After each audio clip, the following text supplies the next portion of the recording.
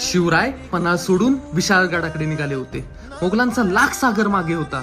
शत्रूंची लाट आली, पण बाजी मात्र घाबरले नाहीत. बाजी शिवरायांना म्हणाले, राजे पुढे जा तुम्ही, आम्ही इथेच आहोत. जोपर्यंत तोफांचा आवाज येत नाही तोपर्यंत हा मावळा शर्तीने खिंड लढवत राहील, आणि ते पण शेवटच्या श्वासापर्यंत. 300 मावळे पण मन एक संद, शिवबांचा ध्यास आणि बाजींचा बंद.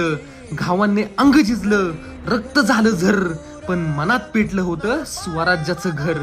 घोडखिंड ती रणभूमी रक्ताने झाली पवित्र. 300 वीर उभे होते आणि बाजी होते त्यांचा मंत्र. तलवार घासत होत्या वज्रासारख्या तेजस्वी.